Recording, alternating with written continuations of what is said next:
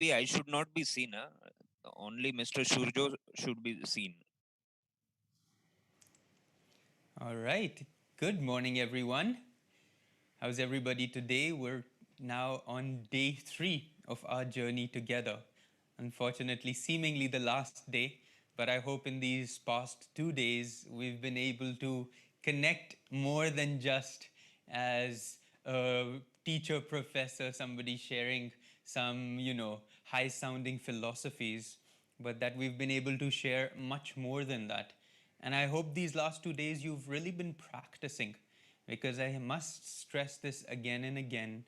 Nothing is of any value, especially of what we've talked about, if we don't find ways to apply it in our daily lives. Because all these things, sometimes they sound so simple, and so we kind of put them on a shelf and say, "Ha, jab time milega karenge, jab dekhenge." But then if we don't build on it consistently, it doesn't work. A lot of people ask me, "Oh, I'm not getting any success in meditation."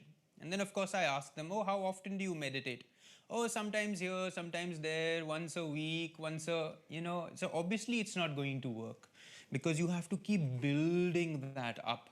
When we talked about meditation and we talked about the strengthening of the prefrontal cortex, that has to be a daily process, because we spend so much time in our reactive brain, in the limbic system, in what's called the mammalian brain, the reptilian brain. And the animal part of us is far more active than the human part of us.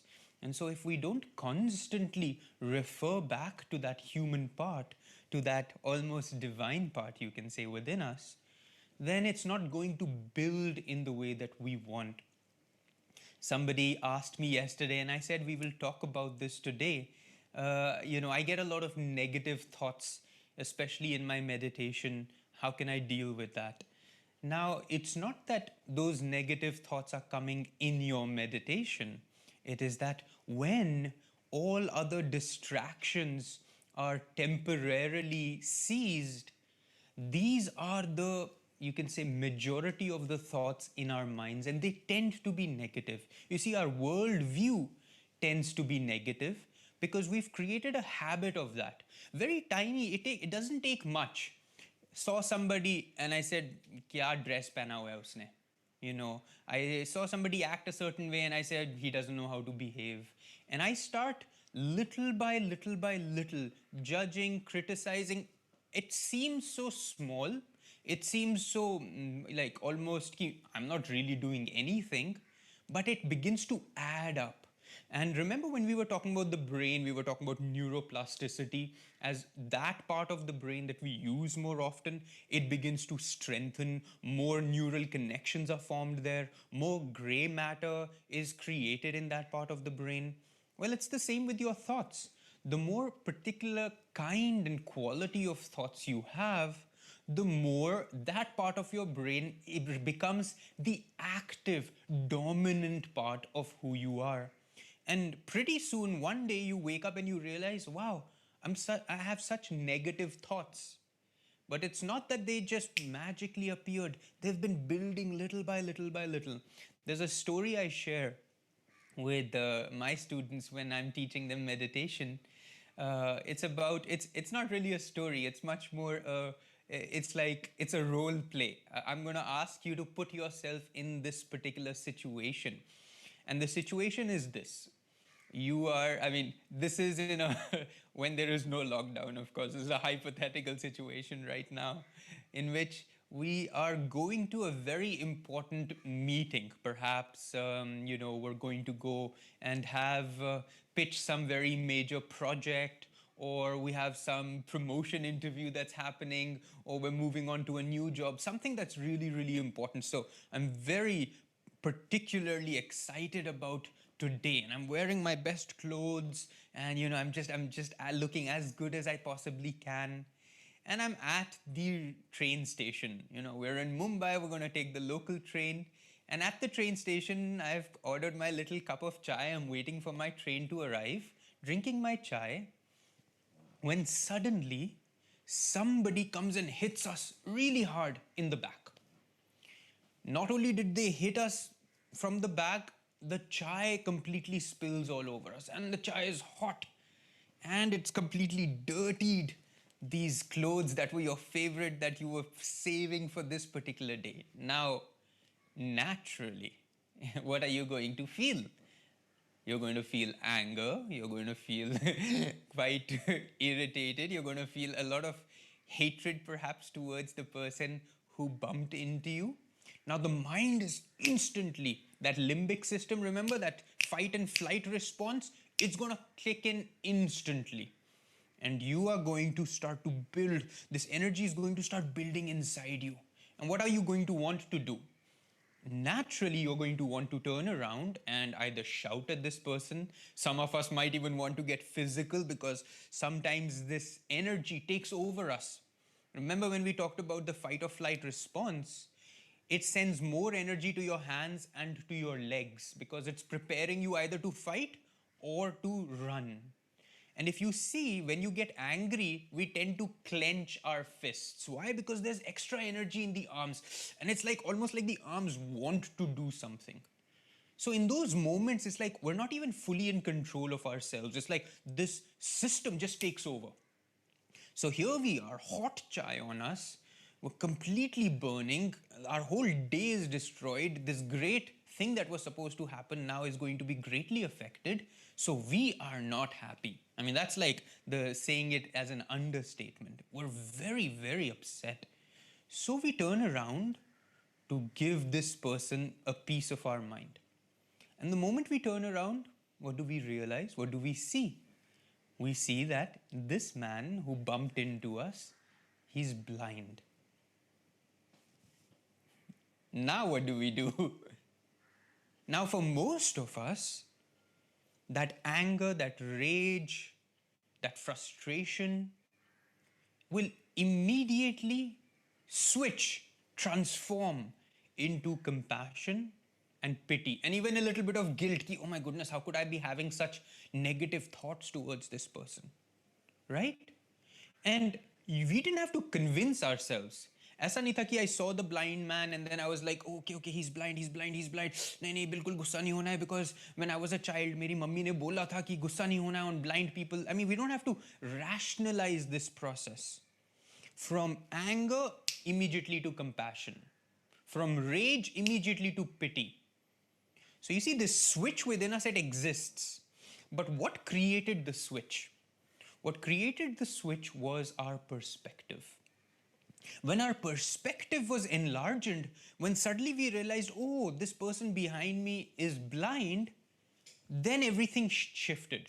It is our perspective of this world currently that doesn't allow us to go beyond our negative thoughts. And it is a perspective you and I have created. And in meditation, we are consciously changing that perspective. We are moving the energy here, and from here, the perspective is very different. It's like a mountain.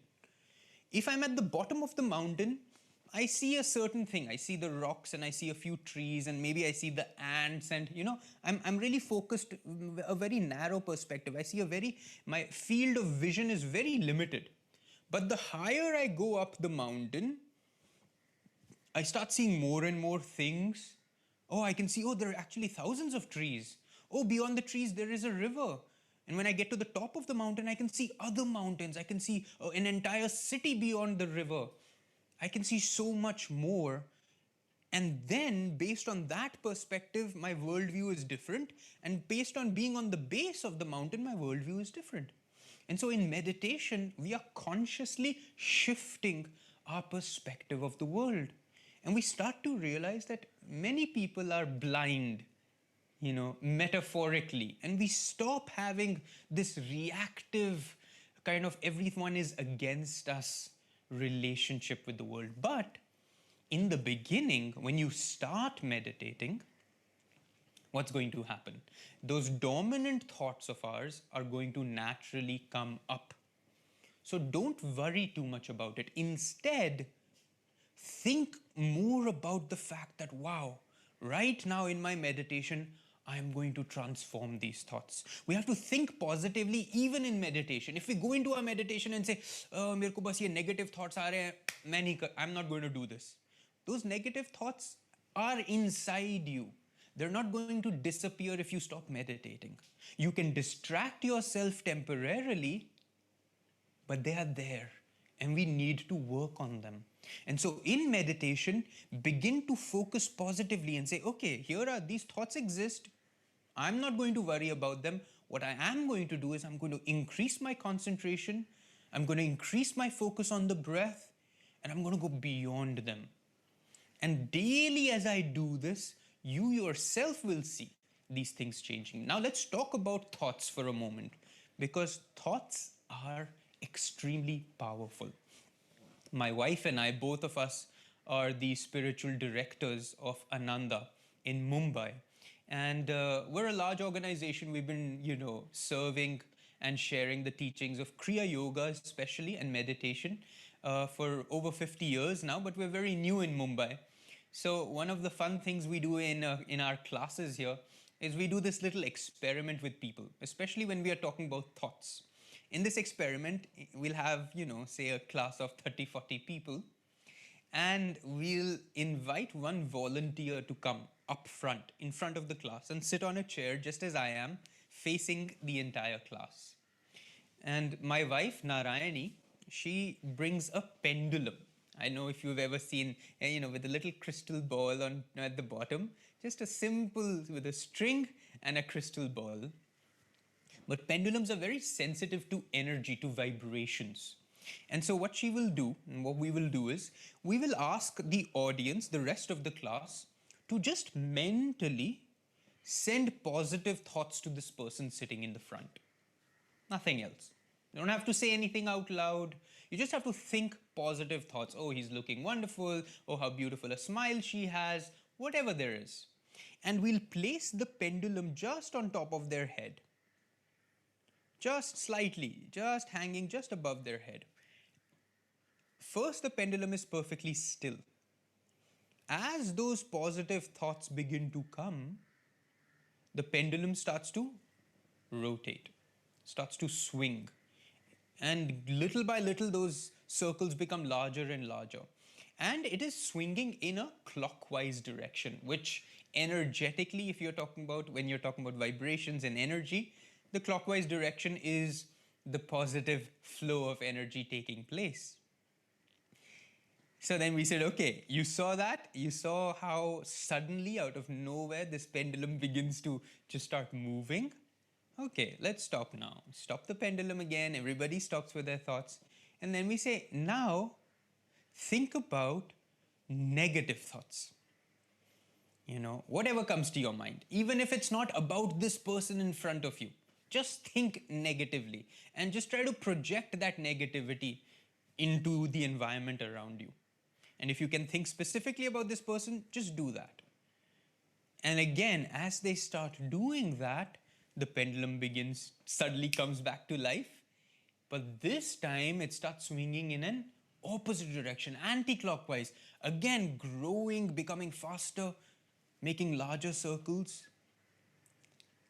And suddenly everybody is like, they're so shocked by this simple experiment because it demonstrates right there and then, right before your eyes, the power of thought. That your positive or negative thoughts are constantly, you can say, remember we talked yesterday about the entire universe, this material world is really just energy, right? And you're science students, most of you as being doctors, you know that energy is constantly interacting with other energies. That's the beauty of energy. And energy tends to be positive, have a positive and a negative node to it. And so that's how the molecules interact. That's how atoms interact.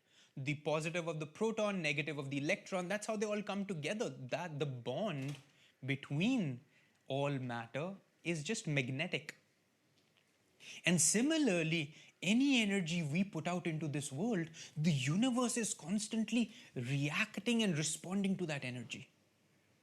So when you think these thoughts are just my thoughts, I'm just playing them in my own mind, no one can hear them, no one can see them, so it doesn't matter. These are harmless.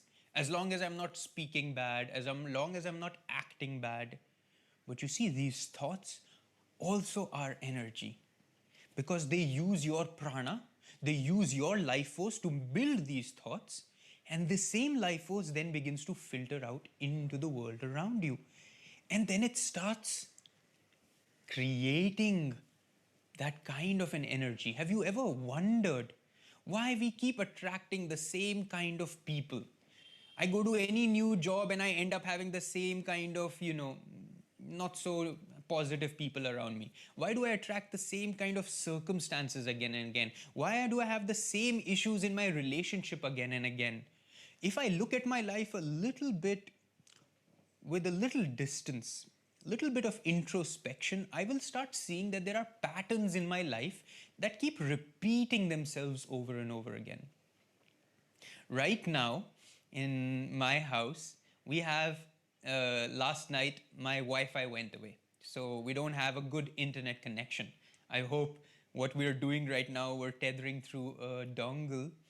I hope this is good enough. But, naturally it's like, oh goodness, tomorrow I have to give this really important workshop. So many people are counting on it.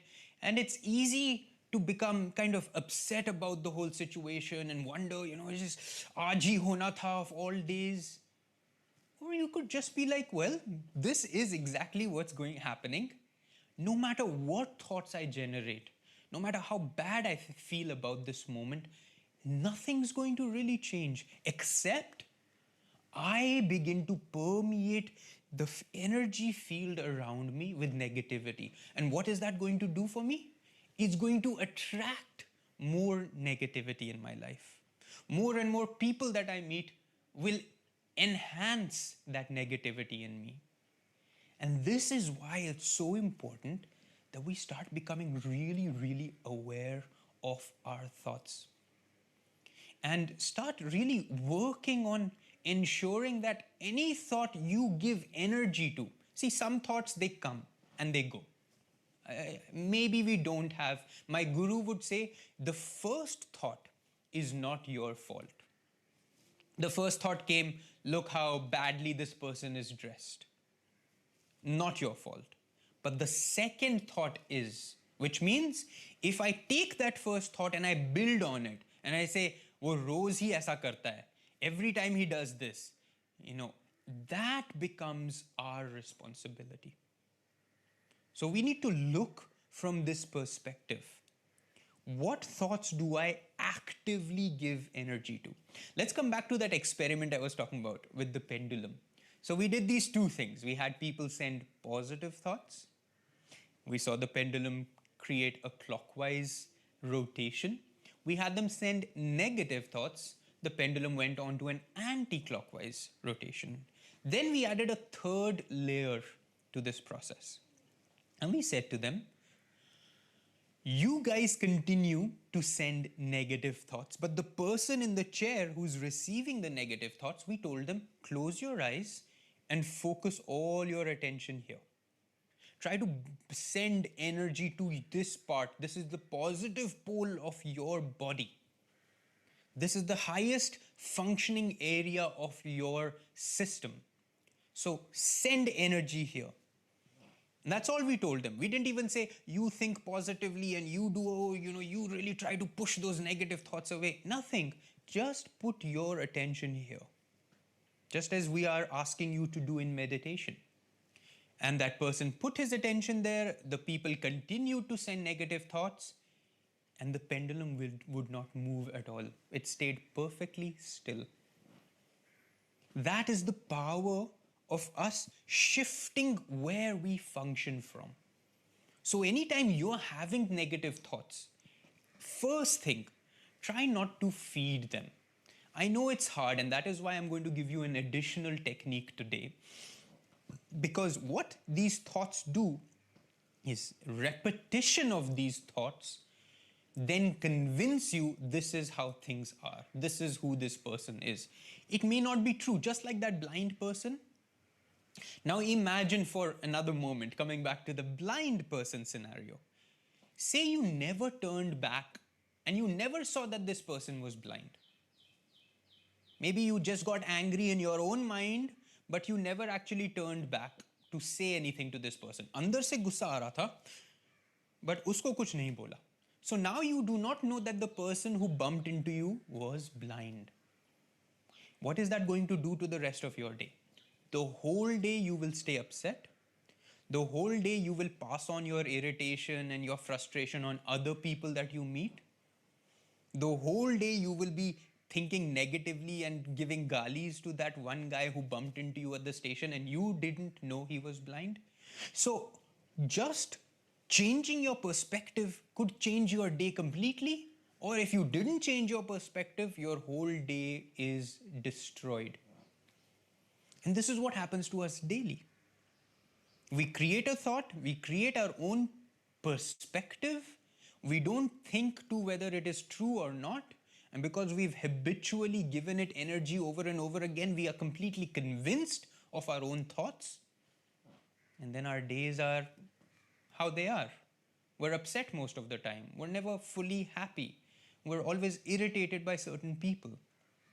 Certain circumstances, no matter what, constantly get us triggered and emotionally react to them. And so, what I would like to introduce as a means to negate this negativity within us is a practice of affirmations. Now, the word affirmation, as it already suggests, is that it is a positive statement. Now, say you are being negative about a particular person. If I ask you, stop being negative, it's actually really hard. Because the mind, you can't just, we don't have that kind of control over the mind where we can just stop a thought. That is another place meditation becomes really helpful, because when I build the ability to control the mind, then yes, perhaps later on I could say, okay, I shouldn't have this thought, bus. But better than that is instead to introduce a positive thought.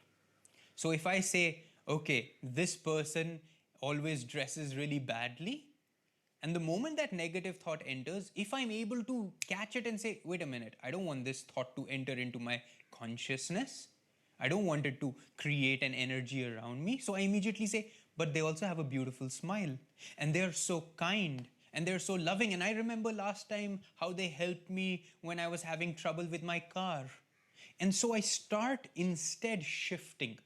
But there are many things about ourselves that we are negative about.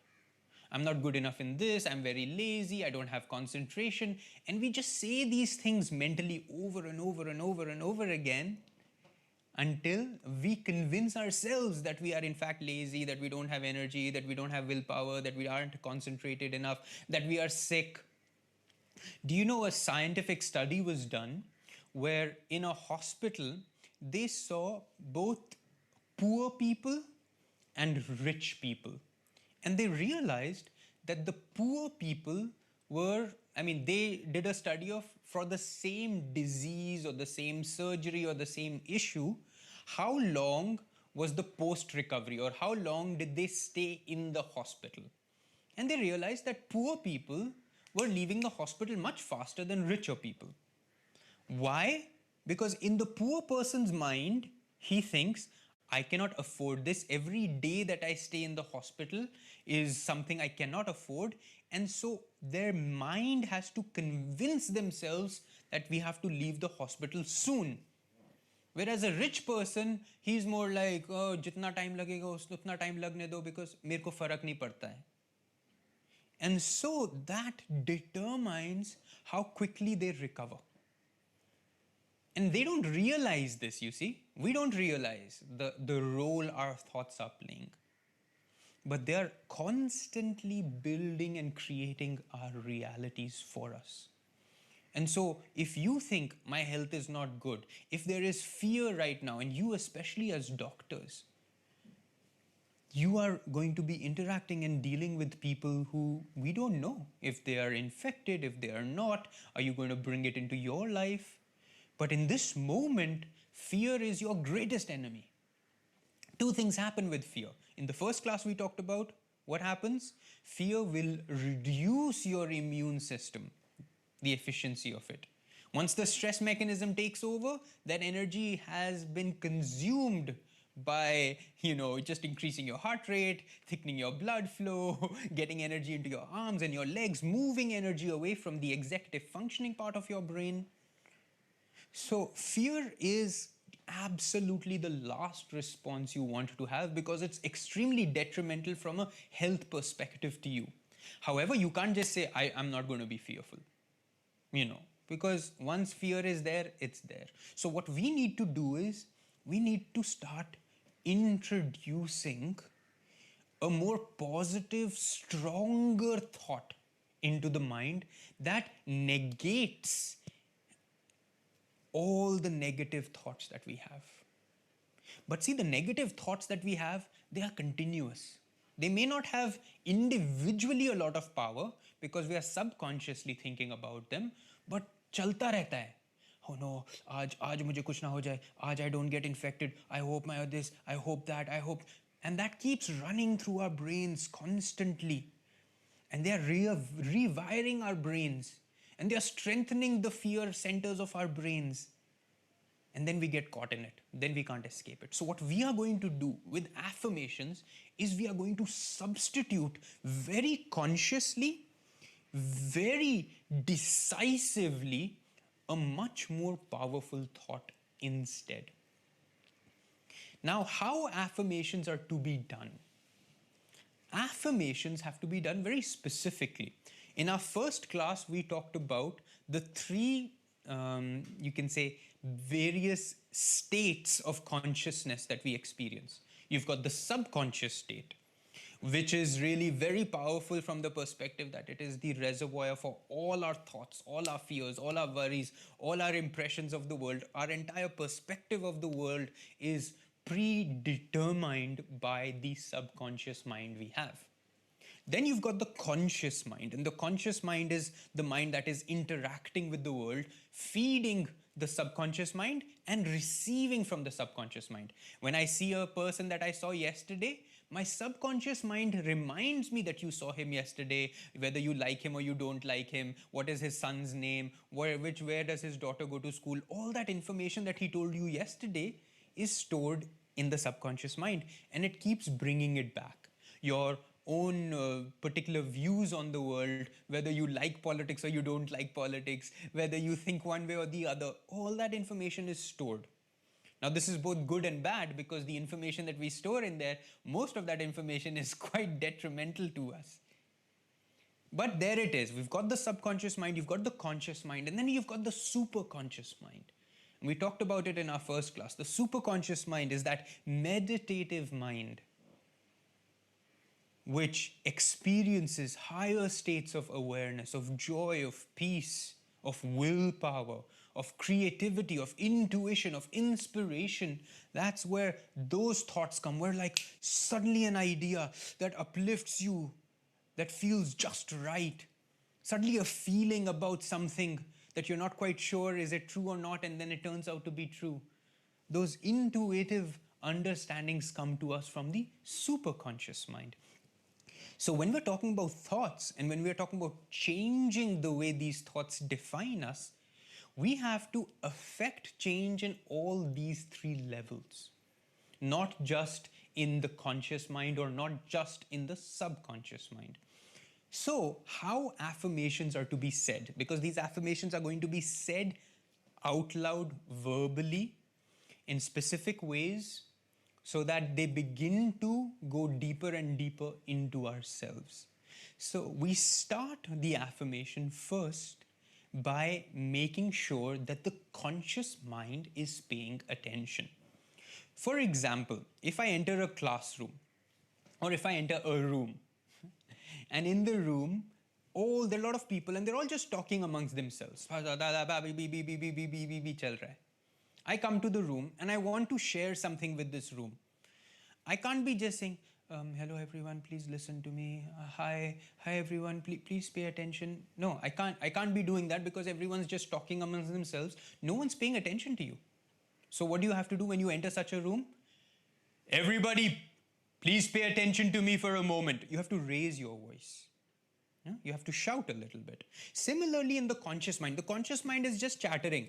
Oh, वो क्या बोल रहा था, वो कैसा है, look how he's looking and see how he's doing and oh my goodness, कल मैं क्या खाने वाला हूँ and oh no, अब मैं अपना electricity bill कैसे भरूंगा. All those thoughts are chattering amongst themselves. So if you want them to pay attention, first the affirmation has to be done loudly, powerfully. So we say these words out loud, and we will do an affirmation together after I explain to you the process. Say these words out loud. Now you can make an affirmation of your own too, but you first start by saying it loudly so that the conscious mind thoda der chup ho jaye. It says, oh, kuch ho raha hai. Let me just pay attention. Then once you've said it loudly, then each time we repeat it, we start going softer, softer, softer, because from the conscious mind, we're trying to now let those words seep in to the subconscious mind. So we go softer, softer, softer, softer, then we start just whispering the words. And then finally, closing the eyes, lifting the gaze up to this point, energizing the frontal cortex, we then mentally repeat these words as if we are planting the seed of that affirmation into the superconscious mind.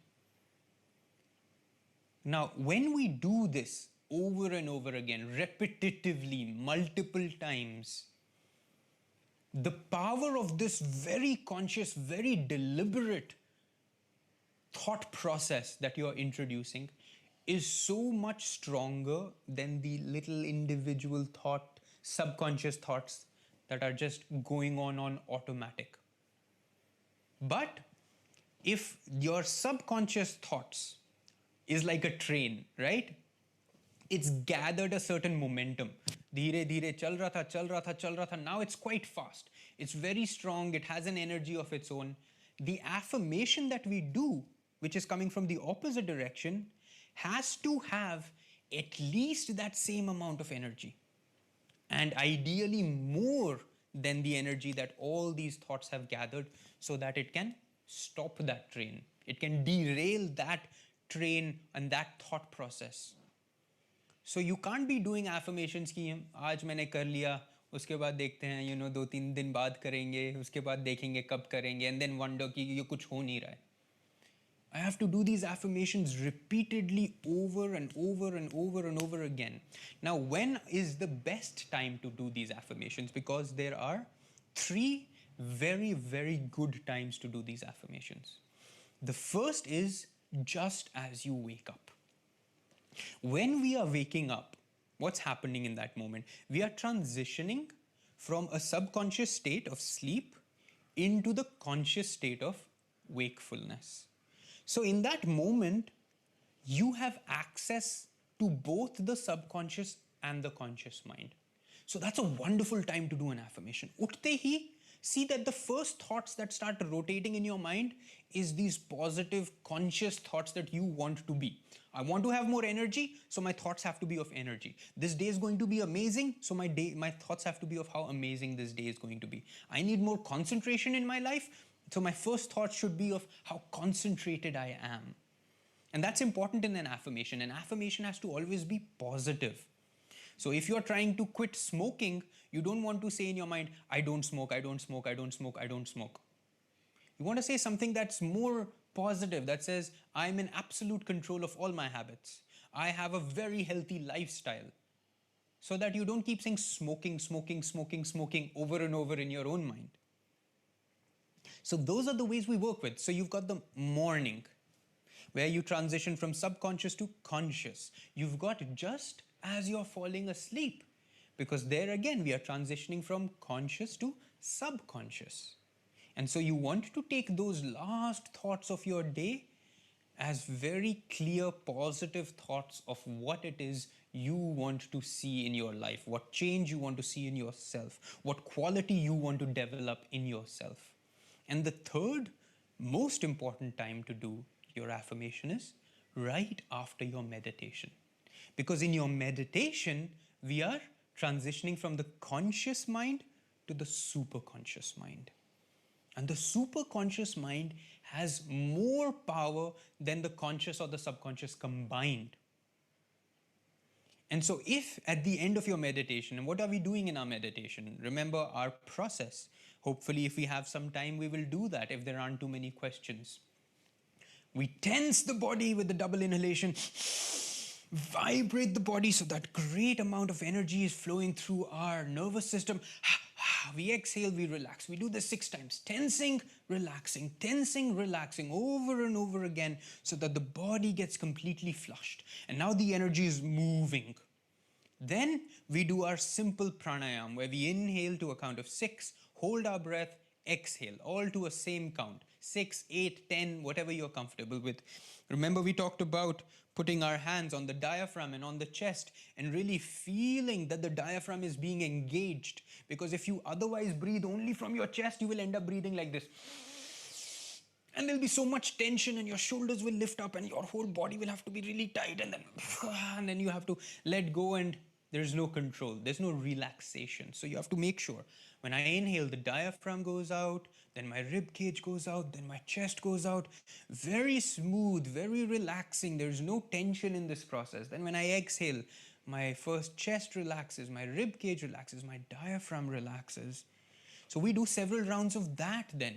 After we've tensed and energized the body, we now take all that energy that is flowing freely and we settle it deeper and deeper into our spine, neutralizing those two currents of the energies going up and down.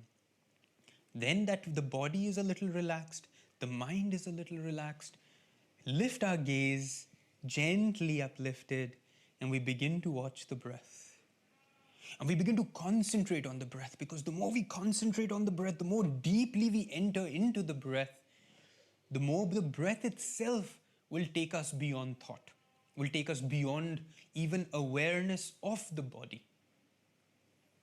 And that's the state you want to get to. Once you get to that state, to a certain degree, some days will be better, some days will be worse. The important thing to remember in meditation is don't judge your meditation only by how you feel in that meditation. Because even a restless meditation has done more for you than not meditating.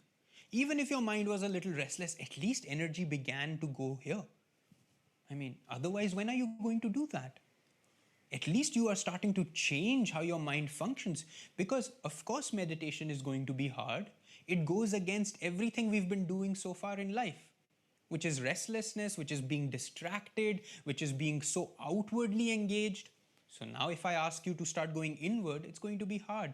Now I ask you to suddenly control your thoughts, it's going to be hard. Now I ask you to stay so focused and concentrated like you've never been in your life, it's going to be hard. But even though it's hard and even though we are unable to do it perfectly, even then changes are being happening. And these changes are long-term permanent changes. You won't see them happen in 1 day or 2 days. But 2 months later, you wake up in the morning and you'll say, wait a minute, I feel different. Those things that used to bother me, now they don't bother me. The other day, my maid broke my most favorite teacup. And I didn't even get upset. Normally, I would be so hysterical. These are the changes you look for, because as the brain, as the perspective shifts, things just no longer bother you. You don't have to then say, okay, I don't want it to bother me. I don't want it to bother me. I have to hold all my thoughts back. Then you don't have to do that. But in the beginning, you have to give it a lot of attention, a lot of energy. Similarly with these affirmations. So here I am. I've watched my breath. I've gotten to a state that's quite still. I feel my energy uplifted. I feel really calm in this moment. And that is the time to again start doing the affirmations.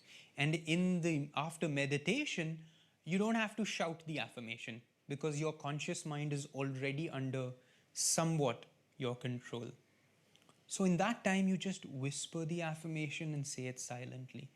Just letting those words, but repeat them several times.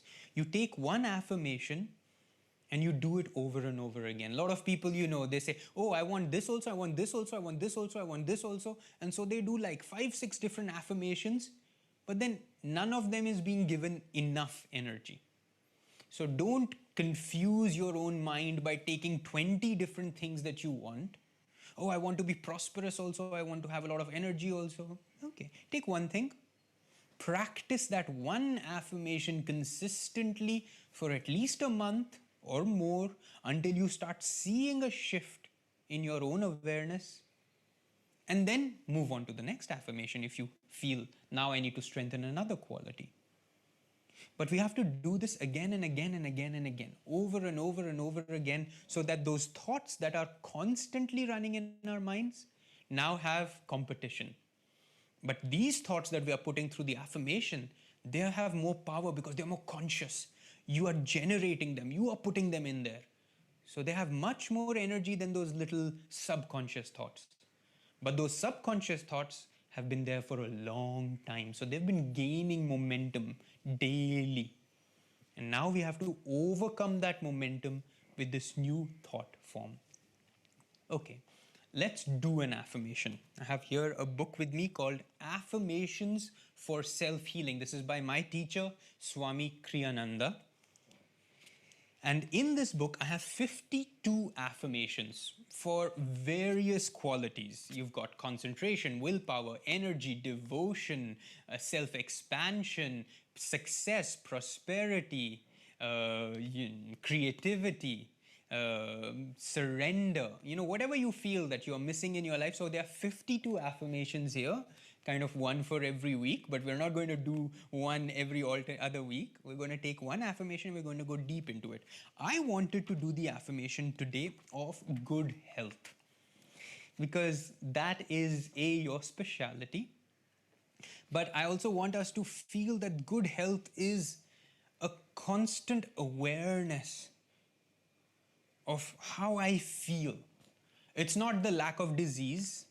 It's not कि हाँ आज दर्द नहीं हो रहा है body में, so I must have good health. No, good health is that complete sense of well-being that you wake up every day and you say, wow, I feel good. I mean, how many of us wake up in the morning and say, I feel good? We wake up and we're like, oh, क्या करते हैं? चलो चाय पीते हैं, and we're brushing our teeth. It's just, we're not excited and enthusiastic about life, most of us. And we have to shift that. We have to wake up, say, I feel good. Swami Kriyananda here says that true good health is when the mind and the body cooperate in perfect harmony. When the mind says and thinks something and the body responds accordingly, which says, if the mind says, I'm perfect, I'm good, I'm well, the body feels good and well. That is good health. And that is what you, as doctors especially, are trying to promote in other people. So I want for you to first have a sense of that power, of what good health could mean in your life. So what I'm going to do is I'm going to read this affirmation first. Just listen to the words. And then we will do this affirmation together. Okay? Okay. The words to this affirmation are, my body cells obey my will. So जो मैं बोल रहा हूँ, what my will is, my body cells are instantly obeying that. That's the first level. They dance, every cell dances with divine vitality. They're so energized. Every cell in my body is awake and energized. I am well. I am strong. I am a flowing river of boundless power and energy. Now that's the kind of good health I want you to feel, and I want you to be transferring to your patients especially. That is the sense. Not कि ये दवाई खा लो, हाँ देखो सब ठीक हो जाएगा, 10 दिन बाद आना फिर देखेंगे. You don't want to give that energy to people. You want to give them, they should come to you and say, doctor, just being with you makes me feel good. I don't even need medicines because your energy is so contagious, is so transforming. Remember that pendulum that moves, that energy field that it reacts to. If you can have these really positive thoughts, that energy field around you, anybody who comes into it will be like, wow, I feel good. I just like being in this person's presence. And as doctors, as healers, as instruments for upliftment, in people's lives, I think it's very important that you feel that way first before you can then share that with others. Let's read this affirmation once more. I want you to get these words, feel these words. My body cells obey my will. They dance with divine vitality. I am well. I am strong. I am a flowing river of boundless power and energy. Okay, this is the word. This is what we're trying to achieve through this affirmation. Not ki I don't have any disease and everything is okay and my body is working fine. We are not happy with fine and the lack of disease. We want much more. So now we have to do this affirmation and you have to follow the process. We're going to start by you repeating these words with me. Don't just sit there and say, yeah, these words sound really good. Say them with me. We will start by saying this out loud, powerfully, and then gradually we're going to lower the volume, draw those affirmations into our subconscious mind. Finally, we will say it only mentally and silently at the point between the eyebrows, at the Agya chakra, at the prefrontal cortex, as we let that affirmation go into the highest center of our being. Are you ready? Are you excited? Now begins a new journey in our lives. All right, let us affirm together. My body cells obey my will. They dance with divine vitality. I am well. I am strong. I am a flowing river of boundless power and energy. Okay, do it again with me, with more power this time. My body cells obey my will. They dance with divine vitality. I am well. I am strong. I am a flowing river of boundless power and energy. Now close your eyes and say these words in a regular voice. My body cells obey my will. They dance with divine vitality. I am well. I am strong. I am a flowing river of boundless power and energy. Now say these words even softer. Let them start going deeper into your mind. My body cells obey my will. They dance with divine vitality. I am well. I am strong. I am a flowing river of boundless power and energy. Now we are going to whisper these words. This is where it's really going into your subconscious mind. My body cells obey my will. They dance with divine vitality. I am well. I am strong. I am a flowing river of boundless power and energy. Finally now, we're going to do this affirmation silently and mentally. And I want you to lift your gaze up now, as if you are placing the seeds of this affirmation in the soil of your frontal cortex. Silently only, mentally. Don't even move your lips or your tongue. And repeat these words. My body cells obey my will. They dance with divine vitality. I am well and I am strong. I am a flowing river of boundless power and energy. One last time, still silently, let those words really enter into you. My body cells obey my will. keep the gaze uplifted. They dance with divine vitality. I am well. I am strong. I am a boundless river of power and energy.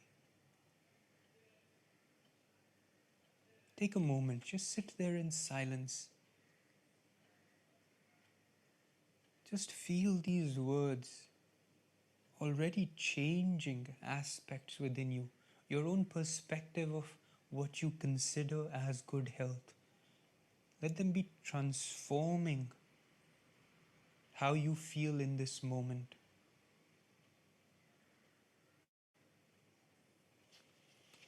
And let's open our eyes now. I hope you felt the power, both of the words, but more importantly, of your own power, that you gave these words. Just as you give your thoughts power, now you're going to give these words power, and they're going to take over your mental process. And one day you will wake up and you will say, oh, I only think good things. I only feel good. I only see good in people. Because as you do that, it's not that you're helping them. It's that you're changing yourself. That energy around you is different. And then you will attract to yourself. You will draw into your life everything that further enhances that feeling. That is the power we have. This energy within us is not just to keep our lungs functioning and our stomach digesting. This energy within us has so much power. We talked about it. 30 hydrogen bombs worth of power flowing through your body, 20 million volts of electricity. What are you going to do with this power? Are you going to use it? Are you going to transform yourself and those around you? Or are you going to sit and complain all day? Or are you going to sit in fear all day? And that's the choice we have to make. And the practices of meditation, affirmation, energizing, pranayam, they will help support you as you make these changes. They will make these changes faster. They will send these changes to the right place. So that you are not just randomly trying to do things and wondering kuch ho raha hai ki nahi ho raha hai. And that's what we need. But above all, you need to want to change. It is not enough to say, I am very negative and I want to do something about it. No, we have to say, I'm not going to let this affect me. I'm not going to let this rule my life. And then do something about it. You have to act. Affirmations without action is again pointless.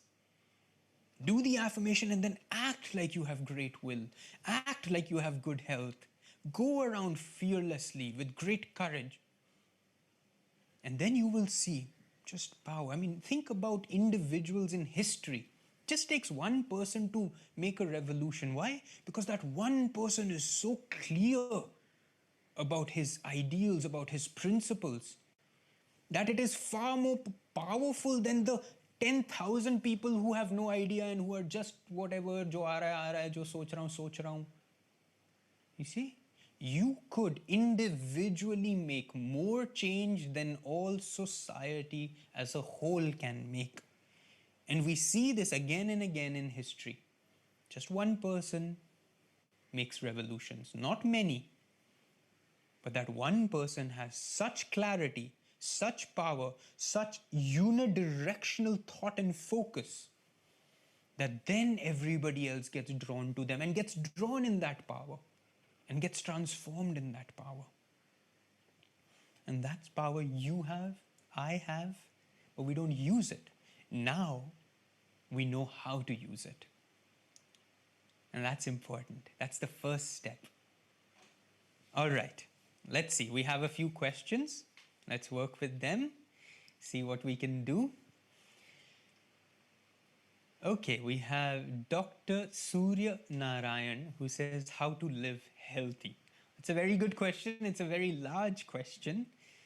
And what we talked about today is already a great step. In fact, what we've been talking about these 3 days is already moving towards a healthy lifestyle. Why is it moving towards a healthy lifestyle? Once I start to learn to silent my mind, once I start to learn to control this life force inside me, then I gain control over it and I can start sending it to where I need this energy to go. Once I have control over my own thoughts and how I perceive myself, I then have greater strength to make corrective changes in my life, which otherwise I don't have the courage or the energy to really do. Whether it is diet that I need to change, whether it is exercise that I need to add. You see, you have to look at your entire body mind complex and see what does the body need. And again, you know really well any person who is active versus those people who are lazy, again you will see, as doctors you will see, those who are active individuals, they heal quicker, faster. Those who are lazy, lethargic, who have sedentary lives, their process is much slower. So the entire process, the crux of this is, who have more energy in their lives, in their bodies, healing takes place better in them. Being healthy comes more easily to them. So these are a few things you have to think about. How do I bring more energy? Okay, I need to do some basic exercises to bring energy. Not too much, but enough. My guru would say we should all sweat at least 30 minutes a day, both to release toxins, but also to awaken the prana in the body. But not just the muscular body. Then you've got these 39 exercises that I talked about. And perhaps if there are enough of you who are interested in them, you can reach out to us, you can reach out to your organizers, and we can plan to really share with you all 39 exercises. But those will then start working with individual muscles, individual organs, our tissues, our awareness and our connection to the body. And that allows even more prana to flow and break through all those little blocks, all those toxins that don't allow this prana to flow freely. And therefore, we do not sense that well-being of energy inside us. Then, of course, the mind has to be strong. If you set yourself to an exercise regime, will you do it? If you set yourself to a certain diet, will you do it?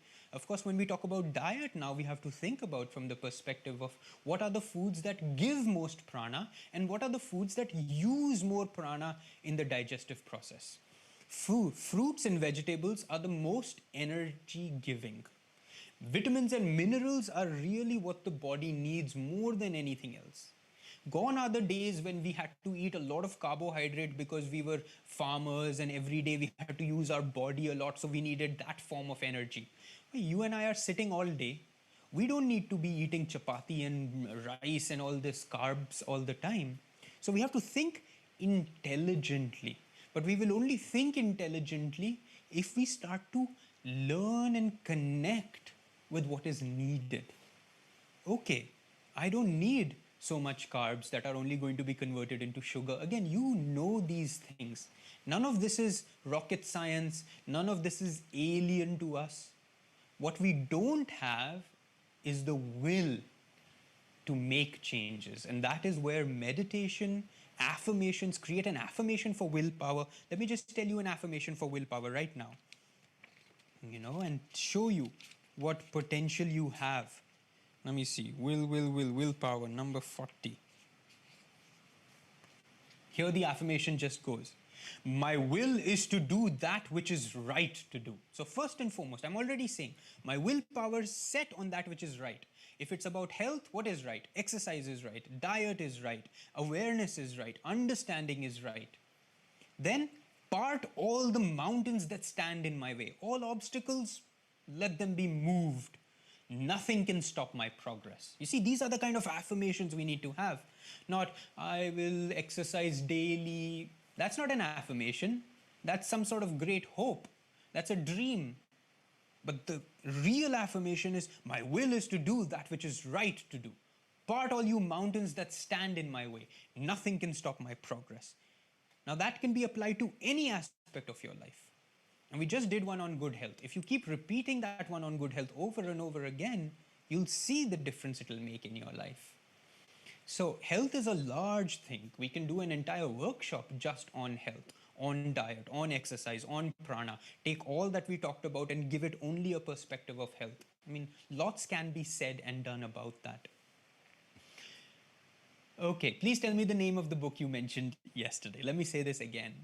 A Short History of Nearly Everything.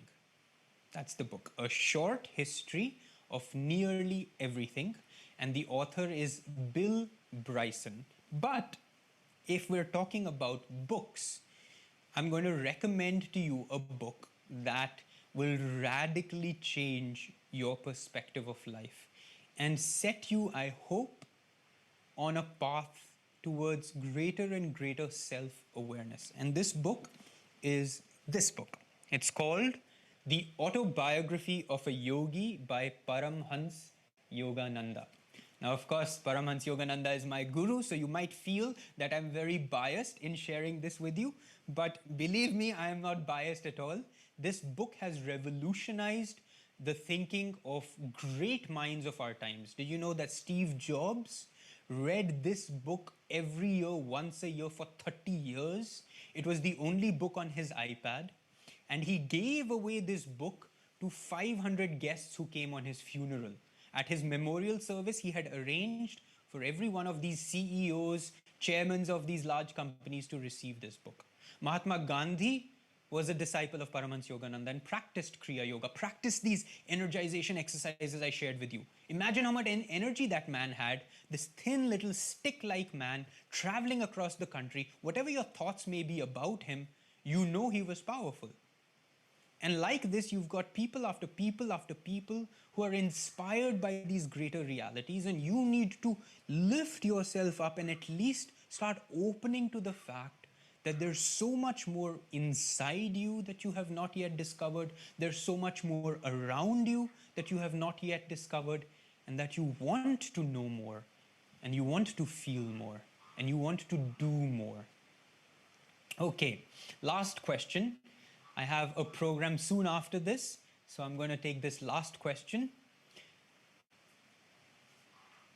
Suggest yoga to reduce autoimmune disease. Again, that's a longer thing. There are different postures, routines, but that'll have to be a class in itself. I can't give you a posture, especially not knowing your body type, who you are, what you do, what your lifestyle is.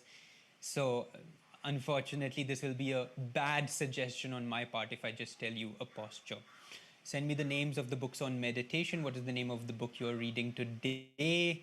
Okay, books we've already talked about many times while listening to something that we want to learn. After some time, the mind seems to get fatigued. Although I'm still listening, my mind is no longer processing these words. How can I do better? Okay, again, coming back to meditation. This is something that you and I are going to have to build over and over again individually. So this part is my processing center, right? This part allows me to concentrate and use my will over a longer period. Right now, it's not that strong. So yeah, I'm going to get really easily distracted, easily bored. My mind is going to drift into many different directions. But as I work on this, and this is why when I talk to you about meditation, I want you to realize its daily applications. Don't think about meditation as some thing to do because somebody says it's good for you. Think about it. Oh, wait a minute. I get distracted easily.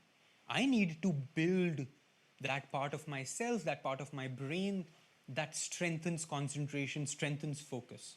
Okay, so that is why I'm going to meditate today. I'm going to meditate today with the intention of increasing my focus. What does that mean? In meditation, I'm going to have to increase my focus, increase my concentration.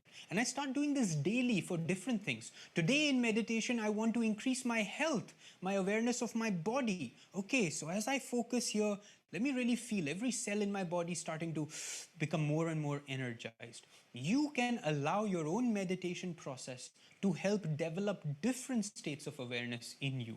But first, you have to get the technique right. You have to establish a solid, consistent practice. Otherwise, nothing will work. As a doctor, you cannot just decide one day I will do a little bit of surgery, now I will not learn anymore, now I don't want to do any more practice, and then someday again I will do a little bit. It just doesn't work. Every day You have to somehow or the other be in that flow, be in that awareness, learn what is happening new in the world, be aware of the greater and greater scientific breakthroughs happening in your particular field. Same is with yourself. You have to be aware daily about yourself. Be aware and work with the daily breakthroughs that you make, and be consistent and dynamic about it. My friends, we have come to the end of our class. We've come to the end of our 3 days together. For me, this has been a fabulous moment to share with you. And I must say again that how proud we are and how grateful we are for the service that you provide to this country, to your fellow men, and to this world. And I'm so happy and humbled by the fact that perhaps in some way I've been able to add something into your lives that will then touch many more people's lives. If you ever want to be in touch with us, feel free to reach out to us. We've got a website, anandamumbai.org. We do programs every day, guided meditations, these exercises on Facebook Live, which is Ananda Sangha Mumbai. If you feel you want to participate in these things, they're always open, they're always available. Feel free to come and join us. If you want to seriously enter onto the path of meditation, of Kriya Yoga, and really start making this a more solid part of your lives, then again, reach out to us. For that, you need a little more dedication, a little more time, a little more willingness, but all that will come as well. Okay, everybody, have a fabulous day and a blessed Guru Purnima to you. And I honor you as the teachers that you are, and I hope you honor all the teachers that you have had in your life.